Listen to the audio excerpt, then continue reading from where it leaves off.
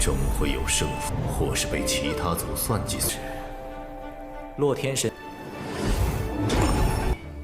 遭到波及。为修炼者，我们不和奔赴更广阔的野，被藏的理念不过都是实力弱小的借口。为修炼者，我们不和奔赴更广阔的野，被藏的理念不过都是实力弱小的借口。今天就让你知道。去，留着家底干嘛？师公每次见我就跑。否则让你爹关你3年。说要给你一件好玩的任务。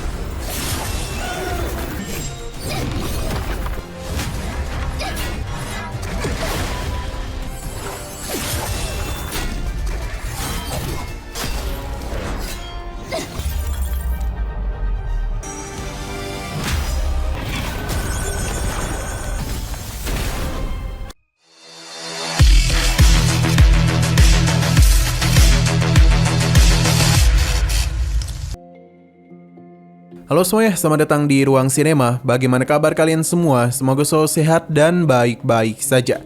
Pada hari ini, akhirnya season kedua dari series The Great Ruler rilis juga.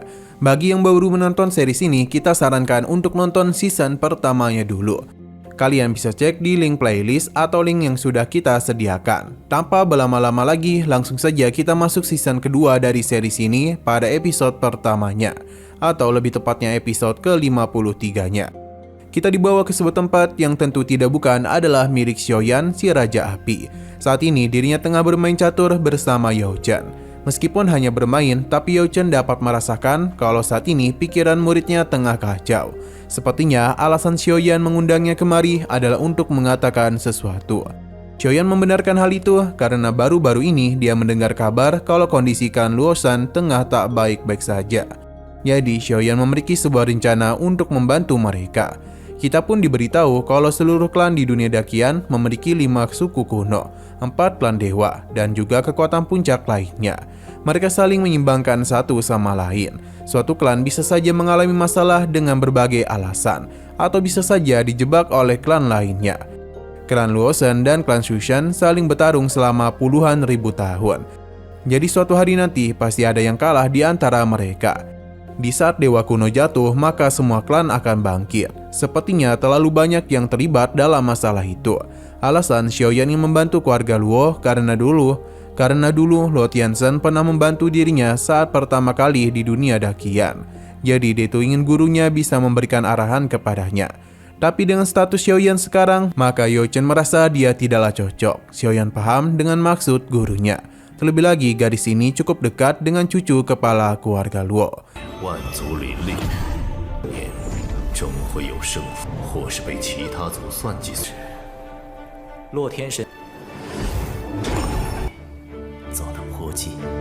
Siang berpindah ke sekte di mana Mu Chen dan yang lainnya berada. Jika kalian sadar, penampilan dari para karakter di sini satu berbeda dengan apa yang ada di season pertamanya, termasuk juga dengan Mu Chen dan Luo Li. Di sana juga ada Zhou Qingchen dan Mu Fengyang, di mana mereka sudah tidak sabar dengan hadiah yang menanti di pertarungan. Tidaklah heran mengapa tantangan kali ini dikatakan paling sulit di sepanjang sejarah. Pertandingan ini juga merupakan standar peringkat pada daftar langit. Sesaat kemudian sebuah konstelasi pun tercipta, di mana itu akan menjadi sebuah pintu bagi para ketua akademi. Semua murid telah memberikan hormat kepadanya. Berhubung semua orang sudah berkumpul, jadi semua orang di sini bisa mendapatkan puncak penerangan spiritual. Di kompetisi akademi spiritual juga akan segera dimulai. Tetua akademi berharap mereka bisa menjaga kehormatan Akademi Baijiang. Hasil dari pertarungan ini akan menentukan siapa yang berhak mencapai peringkat 5 besar di akademi. Pada kompetisi sebelumnya, pencapaian mereka berada di posisi paling bawah. Jadi bisa atau tidaknya mereka mempertahankan gelar sebagai salah satu dari 5 akademi besar, semua itu tergantung pada para murid. Beberapa murid percaya kalau mereka pasti bisa menang, tapi bukan hanya Akademi Baijiang saja yang memiliki jenius, namun akademi lain juga memilikinya. Beberapa tahun ini mereka memang memiliki banyak murid berbakat, tapi ada beberapa yang telah gugur karena dihabisi oleh Istana Longmo, musuh bebuyutan mereka. Andai saja pertarungan itu tidak terjadi, mungkin mereka bisa percaya diri menatap kompetisi nanti. Akademi ini sudah berdiri selama ribuan tahun dan sudah melewati berbagai kesulitan. Tapi tidak peduli seberapa sulit tantangannya, para murid Baicheng tidak akan pernah takut dan harus melindungi kehormatan mereka. Para murid pun menjadi sangat semangat. Selain itu, pelindung akademi yakni Tuan Bei Minglongkun secara langsung akan memberikan puncak pencerahan spiritual kepada mereka yang mendapatkan prestasi luar biasa di perang berburu.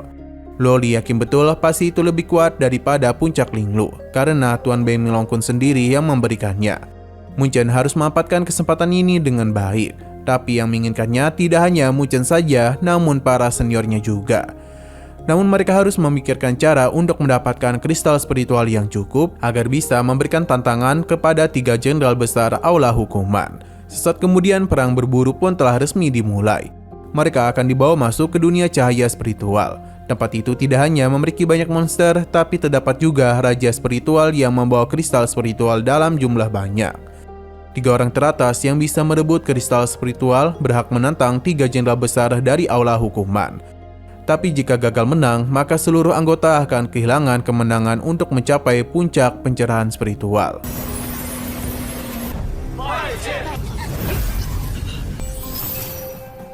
守护神北冥龙，上一届我们的此番灵光界中夺取灵晶数量前3。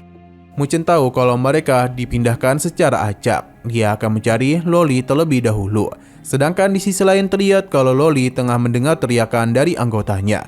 Di mana saat ini beberapa orang telah menangkap anggota Munchen demi bisa mengetahui lokasinya berada. Tapi ia tidaklah sudi mengatakan hal itu.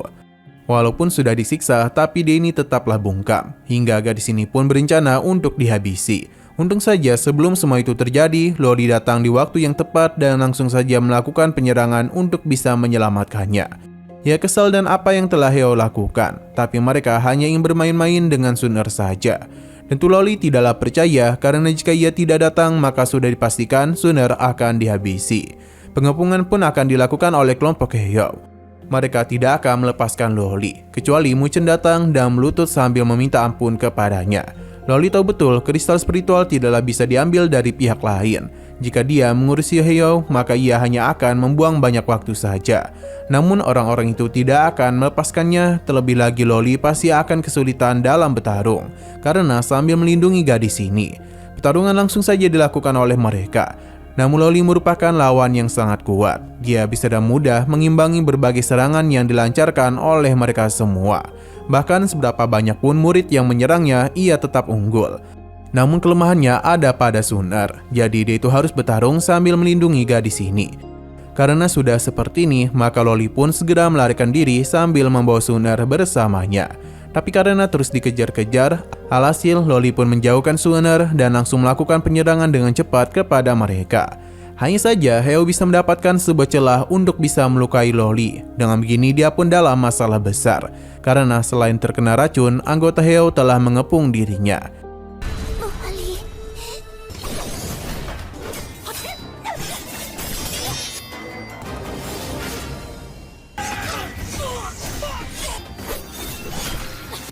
Heo bisa saja mengampuninya selama dia itu mau patuh, karena di saat Munchen kemari maka ia akan melepaskan mereka.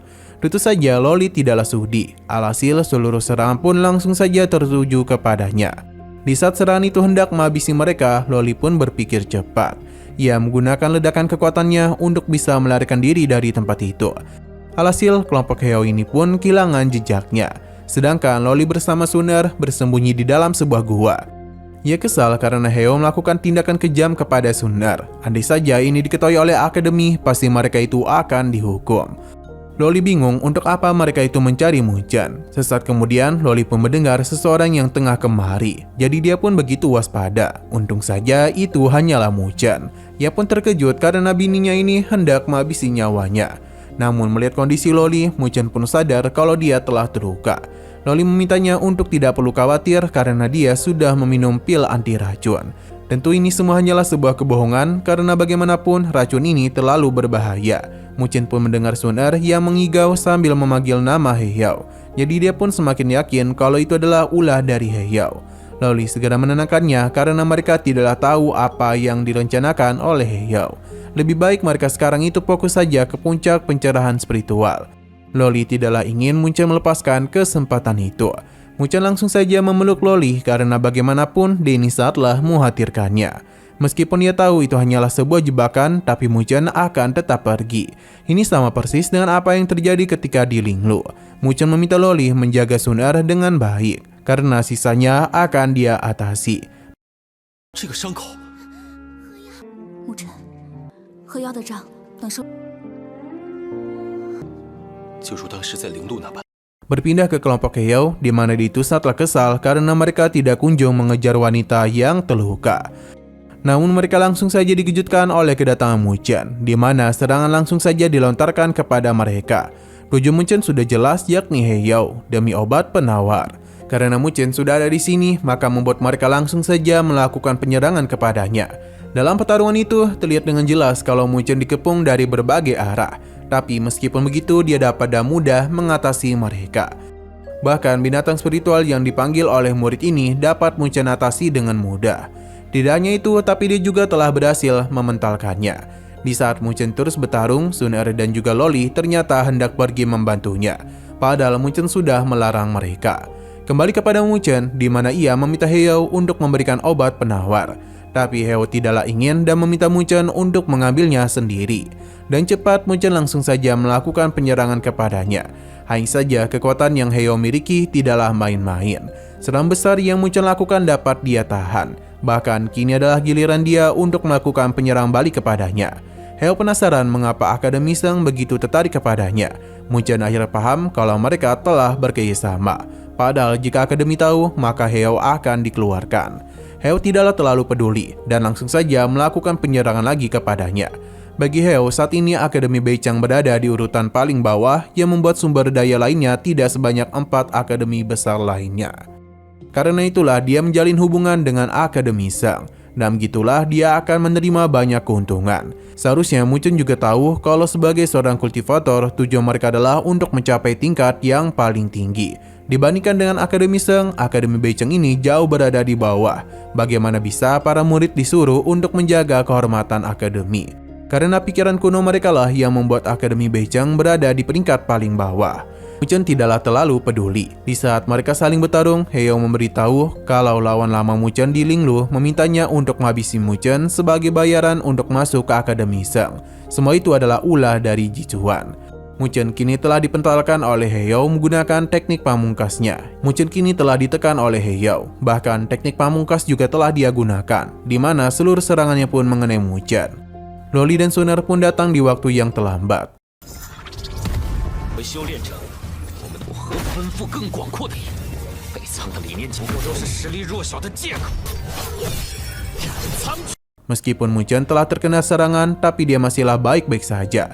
Kekuatan petir mulai dia keluarkan olehnya. Ia sangatlah kesal dan apa yang telah Heyao lakukan.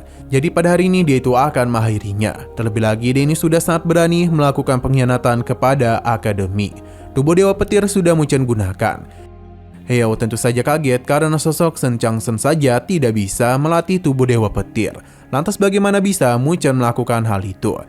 Teknik ini sangat kuat, jadi akan Munchen gunakan dalam mengalahkannya. Berbagai serangan teruslah dilancarkan oleh Heyao. Tapi semua itu tidaklah berdampak apapun kepada Munchen, karena seluruh serangannya dapat dia atasi dengan mudah. Namun Heyao masihlah belum menyerah.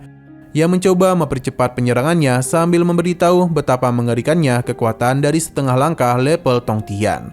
Tapi seluruh serangan itu tidak berdampak apapun. Sedangkan Munchen hanya dalam satu kali serangan saja dapat dengan mudah mementalkannya. Setiap tinju manja yang Munchen gunakan telah melukai Heyao. Ia tidaklah bisa berbuat apa-apa selain terus-menerus menerima serangan itu. Sun Er pun menjadi begitu bersemangat karena dengan teknik ini Munchen bisa dengan mudah menghabisi Heyao. Kembali ke sisi pertarungan, di mana Heyao tahu teknik itu masihlah belum sempurna. Jadi dia yakin betul masih bisa mengalahkan Munchen. Teknik Dewa Bangau pun dirinya gunakan untuk bisa mengalahkan Munchen. Hanya saja Munchen tidaklah takut, meskipun itu adalah binatang iblis ke-26 dalam catatan Wang Shao. Munchen tidak ingin kalah dan langsung saja mengeluarkan binatang spiritualnya juga. Alhasil adu serang pun terjadi di antara dua binatang spiritual tersebut. Tentu saja yang menjadi pemenangnya adalah Munchen. Heyao pun dibuat tak berdaya olehnya dan dalam satu kali serangan saja Munchen telah ditumbangkan.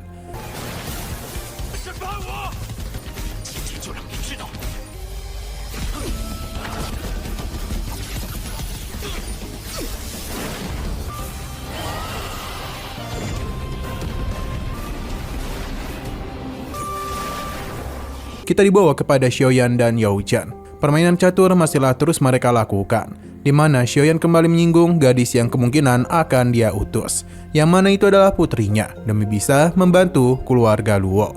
Benar saja, sesaat kemudian kita pun diperlihatkan dengan kedatangan dari sosok yang sudah terkenal di seri sebelah, yang mana Xiao Xiao telah datang. Penampilannya benar-benar sangatlah cantik. Xiaoyan bingung mengapa Xiao Xiao kemari, padahal dia sudah berjanji pada ibunya kalau dia akan keluar setelah naik level. Bagi Xiao Xiao, latihan seharian sangatlah membosankan.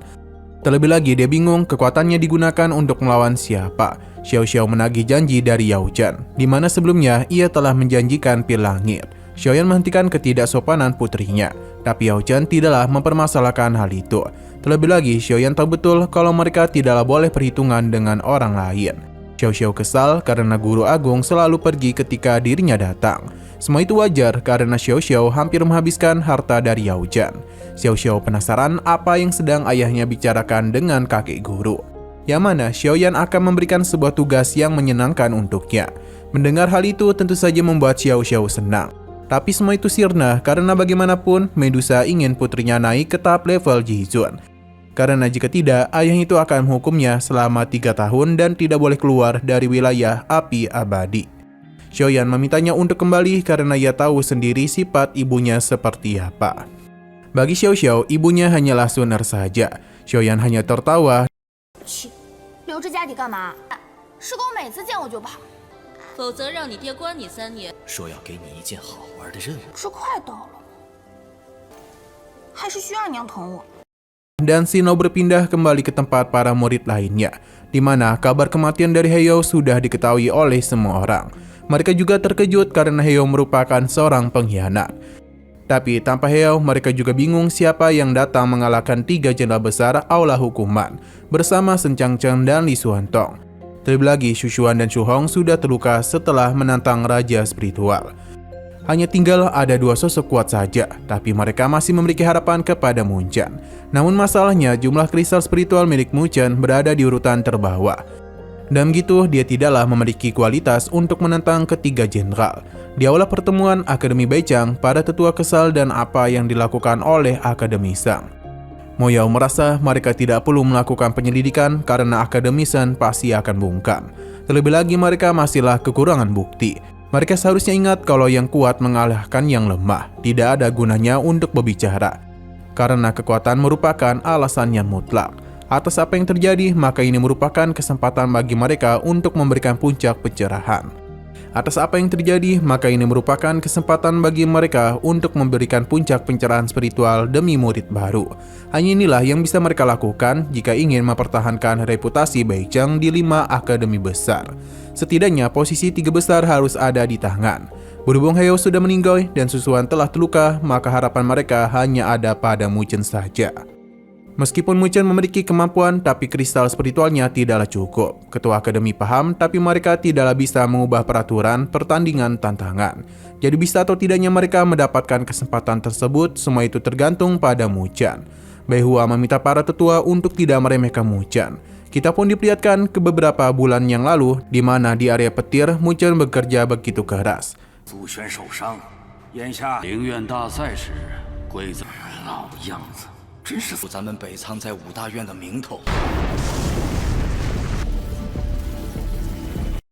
Kembali ke sisi Mu Chen, Loli menjadi paham mengenai alasan Heyo yang terus menargetkan Mu Chen, karena adanya keterlibatan Ji Xuan. Mu Chen berjanji setelah kompetisi ini selesai, maka dia akan menyelesaikan semua dendamnya. Saat ini semua racun pada Loli sebagian besar sudah hilang. Kejadian pada hari ini telah mengingatkan Loli di saat mereka masih berada di Linglu. Mu Chen juga ingat karena kala itu dia ingin dihabisi oleh Luoli. Ini sangatlah wajar karena dulu Mu Chen terus-menerus mengikuti Luoli. Tapi sekarang dia sudah tidak terganggu lagi sebab Luoli juga mencintainya. Hanya saja Luoli khawatir karena Mu Chen berada di posisi paling bawah saat ini. Mu Chen memiliki sebuah rencana dalam nyusulnya, yakni mengalahkan Raja Spiritual. Kita pun diperlihatkan kepada Raja Spiritual yang berada di level Tongtian. Saat ini, King Shan dan rekannya telah melakukan pertarungan dengan Raja Spiritual. Tapi kekuatan mereka tidaklah mencukupi. Mu Chen datang di saat yang tepat. Ia menyarankan mereka untuk beristirahat dulu. Kingxi berterima kasih atas bantuan yang telah mereka berikan. Ia meminta mereka untuk berhati-hati dalam bertarung dengan Raja Spiritual, karena bagaimanapun dia itu sudah di level Tongtian Tapahir. Mu Chen paham dan mereka memiliki batasan sendiri. Mu Chen dan Loli pun segera mendekat ke sisi Raja Spiritual, di mana keberadaan mereka langsung saja dirasakan olehnya. Kekuatan dari Raja Spiritual ini jauh lebih kuat daripada He Yao, tapi Mu Chen menenangkannya karena ia tidak hanya mendapatkan tubuh Dewa Petir saja, tapi kekuatannya sudah naik ke tingkat level Hua Tian. Jadi Mu Chen yakin memiliki kesempatan untuk bisa menang darinya. Mu Chen dan Loli langsung saja melakukan pergerakan, di mana Raja Spiritual langsung saja menyambut mereka dengan begitu senang. Tapi Mu Chen dan Loli dapat menghindari semua itu, dan ketika hendak melakukan penyerangan, Raja Spiritual dapat mengatasinya. Kini merekalah yang ditekan olehnya, sedangkan Mu Chen dan juga Loli terus-menerus melakukan penyerangan kepadanya. Tapi tetap sulit mengalahkannya, padahal Raja Spiritual itu bertubuh besar. Namun entah mengapa dia ini sangatlah cepat. Untung saja Mu Chen mendapatkan sebuah celah untuk bisa menyerangnya. Semua itu masihlah belum cukup untuk bisa menumbangkannya.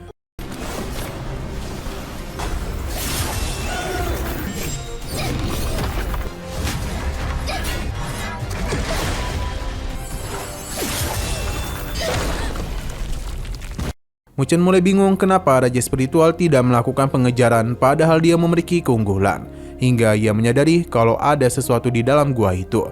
Namun Raja Spiritual sangatlah pintar dan sangat sulit bagi mereka untuk mengalahkannya. Dari pintu gua masuk, Mu Chen memiliki sebuah rencana. Jadi dia bersama dengan Loli langsung saja melakukan pergerakan untuk bisa menjalankan rencana. Di saat Raja Spiritual terus melakukan penyerangan, membuat Mu Chen dan Loli memanfaatkan sebuah kesempatan untuk bisa memasuki gua. Di saat mereka masuk itulah Raja Spiritual menjadi begitu murka, kembali kepada Mu Chen dan Loli, di mana mereka telah masuk jauh ke dalam tempat tersebut. Yang menjadi tidak heran mengapa Raja Spiritual tidak ingin pindah karena dia menyembunyikan banyak harta karun. Dengan kristal spiritual sebanyak itu, maka sudah lebih daripada cukup untuk masuk ke peringkat 3 besar. Tapi semua ini tidak semudah yang mereka kira, karena bagaimanapun Raja Spiritual datang untuk melakukan penyerangan kepada mereka. Mu Chen meminta Loli untuk menyerap kristal spiritual sebanyak mungkin, sedangkan dirinya lah yang akan menahan Raja Spiritual. Di saat Loli tengah asik melakukan penyerapan, Mu Chen sudah tidak sanggup menahan serangan Raja Spiritual. Alhasil, ia pun mulai mengincar Loli. Untung saja Mu Chen bisa bangkit dengan cepat. Ia kembali memberikan tantangan kepada Raja Spiritual. Kini Loli dan Mu Chen akan saling bekerjasama dalam mengalahkannya. Alhasil, pertarungan kembali terjadi. Kali ini mereka bisa melumpuhkan Raja Spiritual.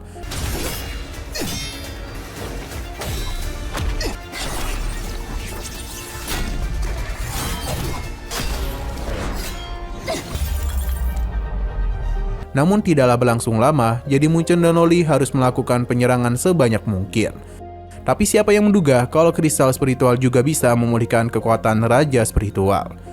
Mu Chen dan Loli bergegas pergi karena sudah mendapatkan apa yang diinginkan. Namun Raja Spiritual tidak akan membiarkan hal itu. Kali ini dengan pergerakan yang jauh lebih cepat, berbagai serangan kembali dia lakukan.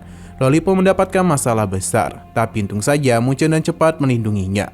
Karena sulit lepas dari kejarannya, Mu Chen dan Loli pun saling bersama untuk bisa mengalahkannya. Dan gerakan yang sangat cepat, Loli terus melakukan pertarungan. Mu Chen tidak ketinggalan, di mana perlahan-lahan namun pasti dia juga mulai melakukan penyerangan. Namun yang menjadi masalah adalah tubuhnya begitu keras. Berbagai serangan mereka sangatlah sulit untuk bisa menumbangkannya.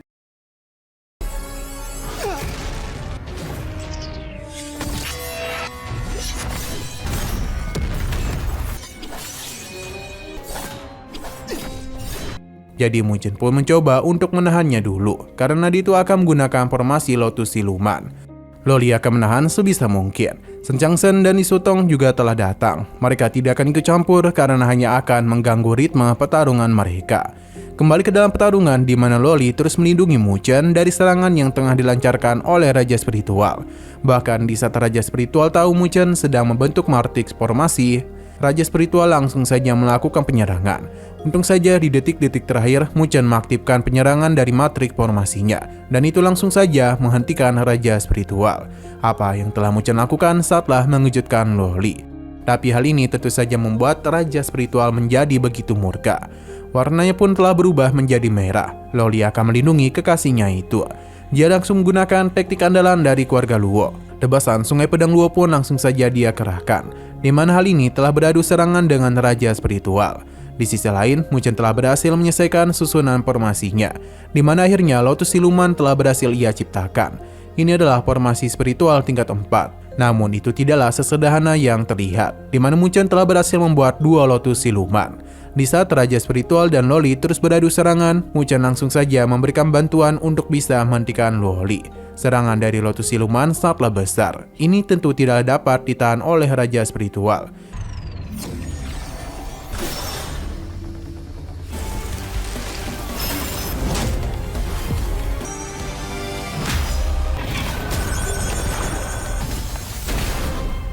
Shen Qiangxian dan Xu Tong merasa mereka masihlah memiliki harapan.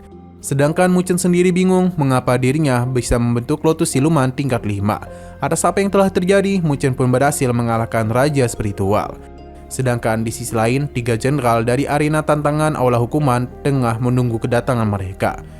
Bagi ketiga jenderal, kompetisi kali ini tidaklah membosankan. Nah, sayang sekali lagi seru-serunya, episodenya pun harus bersambung dulu. Oke, sekian dulu pada video kali ini. Untuk video selanjutnya akan segera hadir. Jadi bagi kalian yang mengikuti series ini, langsung saja klik subscribe dan aktifkan loncengnya. Terima kasih yang sudah menonton video sampai habis. Jika kalian suka pada video ini, klik like dan share ke teman-teman kalian tentang channel ini. Dan ditunggu aja kelanjutannya. Oke, sampai jumpa di video selanjutnya.